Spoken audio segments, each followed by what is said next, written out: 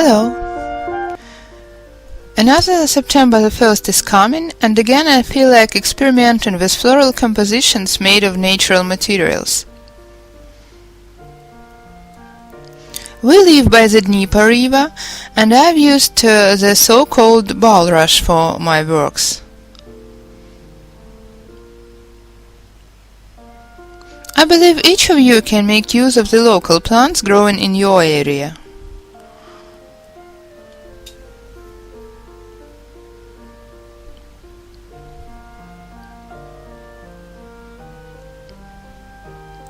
I've been inspired by the works of phyto designers.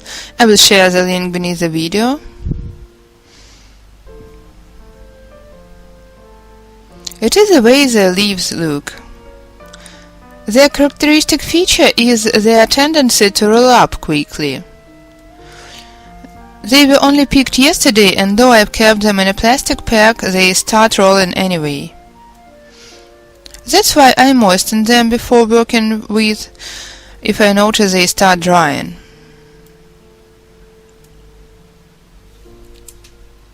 Here you can see such woven squares. I've tried making them of different kind of materials, but I like this one most of all. You can supplement it with different elements, using it for a variety of compositions. But the very woven square is what I'd like to show you today. Depending on the required size of the square, you pick the size of the leaves. In my case, I'm using the leaves of the medium size. I prepare the stripes of a similar width. I get rid of the extreme stripes, cause they are not straight enough. I split the leaves into stripes.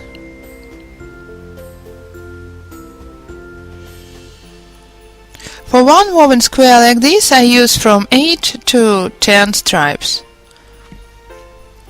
1, 2, 3, 4, 5.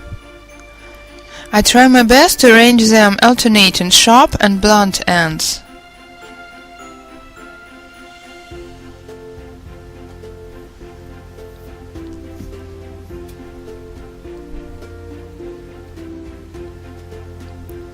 So, I've got 9. Then I start interweaving them in a regular way.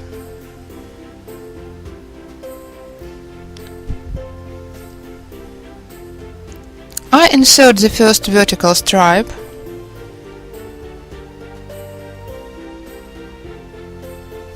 Now I lift every other horizontal stripe and add the second vertical one.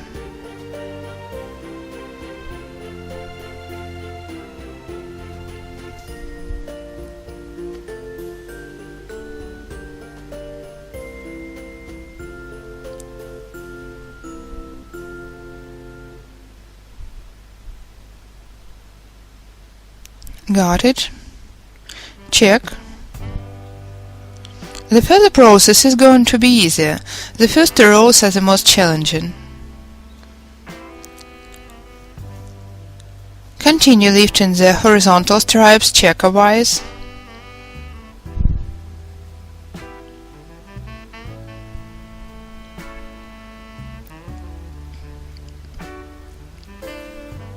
Place the next stripe and lower the stripes. Tighten the weaving. The interweaving is already visible. Lift every other stripe again checkerwise.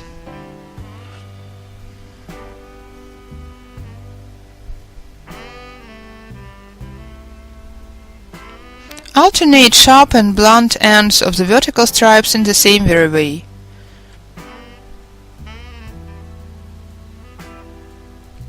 This way interweave to get the identical number of vertical and horizontal stripes.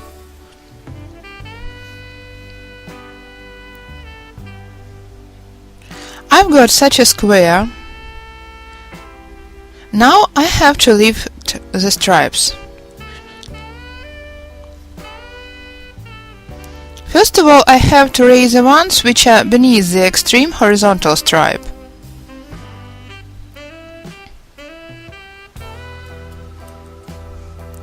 Smoothen the stripes, tighten the weave and try your best to avoid the gaps between the stripes. Now, keeping the square tight, I bend the vertical stripes sticking out from the extreme horizontal stripe.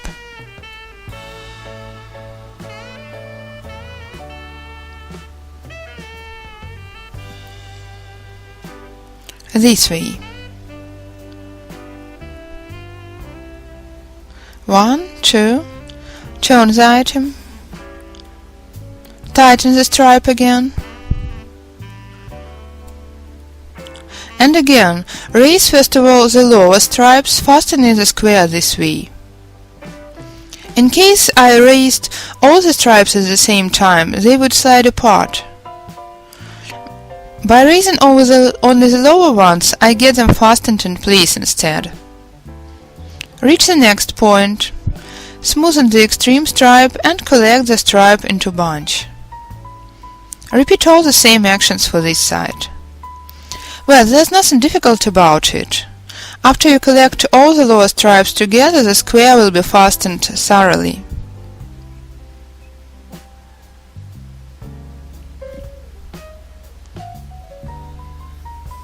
Only the last side is left.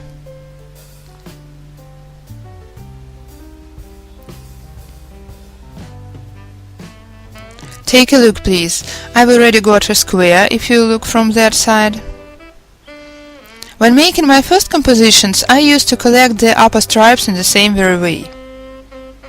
I used to fix them at the level of the extreme stripe, which results in such a smooth edge.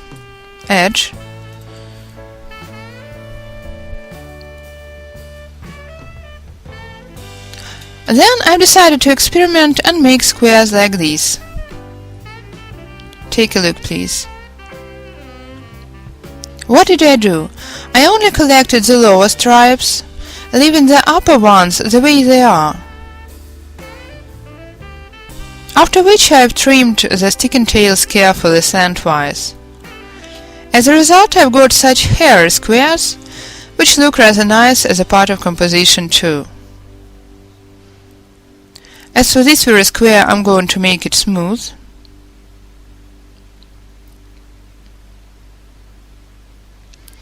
After having raised the lower ones, I'm raising the upper ones at the level of the extreme stripe.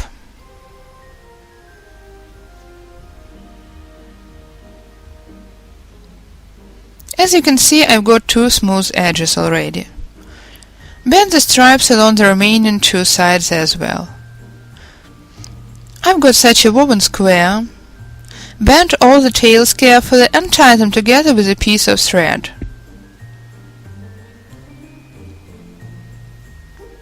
Make sure you don't over-tighten the weaving.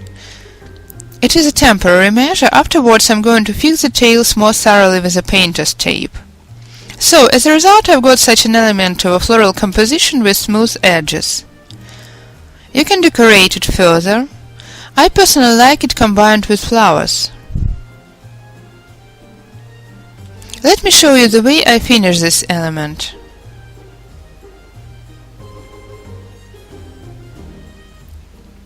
I wrap the tails with a painter's tape carefully.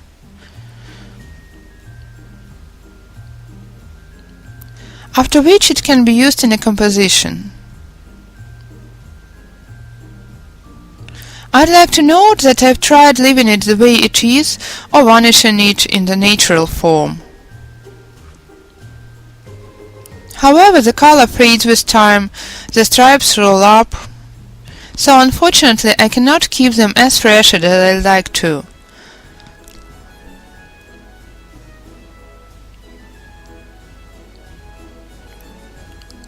That's why, in order to keep the compositions nice, I coat them with the same solution I used to paint the tubes.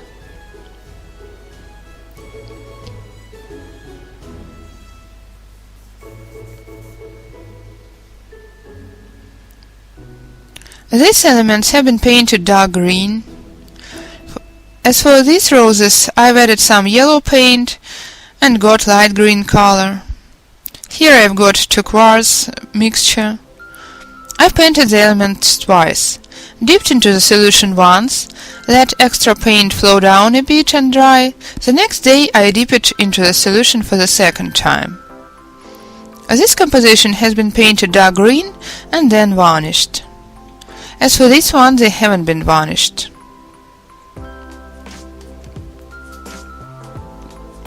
There are lots of master classes on how to roll the roses. We've shot the video too. I will share the link in the description. This time I'd like to share some innovation I've introduced recently. So let me show you again. For easy rolling I usually leave this long leaf blade as a rose stem.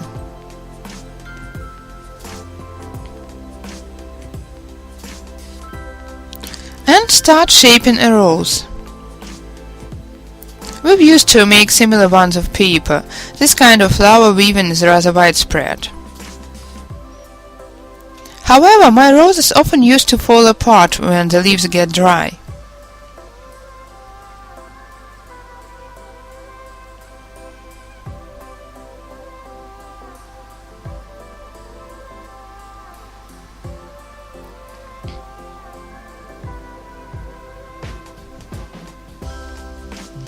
That's why I sew them together layer-wise.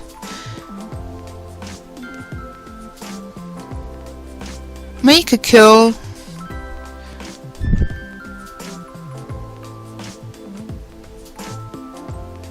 and catch up with the thread.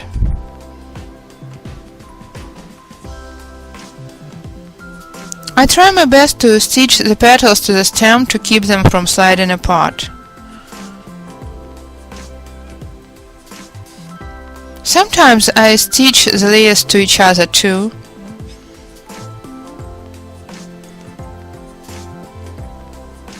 I try to fix the rose layers both horizontally and vertically.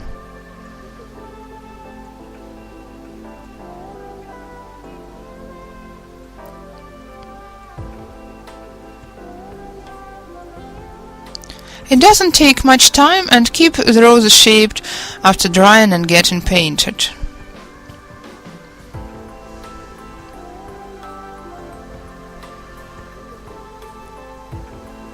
I leave the tails uncut.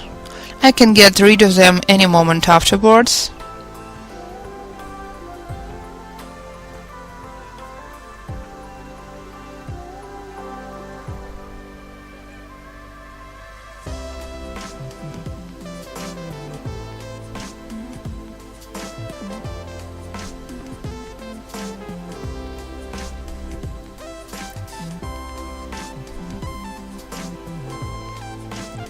As I've said, I can cut the tail any moment, but anyway I like these decorative short tails look. They make roses look more natural.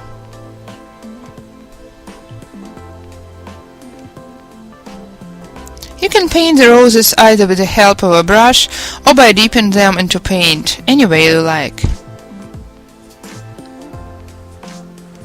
I cover them with the same solution I use for painting tubes.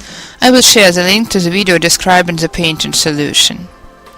Well, actually that's all I wanted to tell you. I wish you to create an original floral composition for Teacher's Day.